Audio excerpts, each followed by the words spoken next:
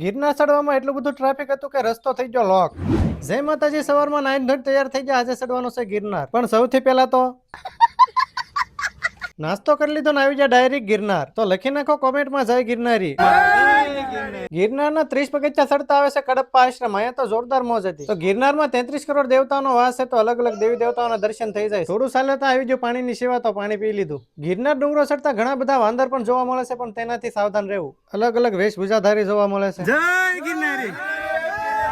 અને તમે ગિરનાર ચાલી ન શકો તો લોલીવાળા ભાઈઓ પણ તમને ચડાવી દેશે. અલગ અલગ સાધુ સંતોના પણ દર્શન થઈ જાય છે. અને નજારો જોવો કેટલો સુંદર મજાનો હતો. અને આ વાતનું પણ ખાસ ધ્યાન રાખવું. ચાલતા ચાલતા એનર્જી માટે લઈ લીધા આમળા. પછી તો જય ગિરનારીના નાદ સાથે નીકળી ગયા આગળ. થોડુંક વાતાવરણ મસ્ત હતું એટલે થાક પણ નહોતો લાગતો. પહોંચી ગયા જૈન દેરાસર અને અહીંયા તમે ફ્રીમાં પાણી પી શકો છો. અન્યથા પાણીની બોટલના 50 રૂપિયા ચાર્જ છે, પણ અહીંયા મફતમાં પાણી તમને મળી રહેશે.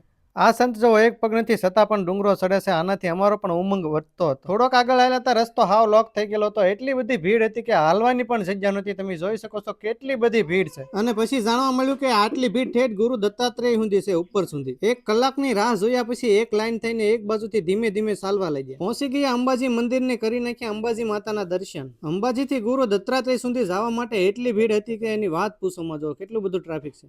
આનો ફૂલ વિડીયો જોવો હોય તો યુટ્યુબમાં આપણે આ ચેનલમાં આવી જશે, તો લાઈક, સબસ્ક્રાઇબ ને શેર કરતા જજો.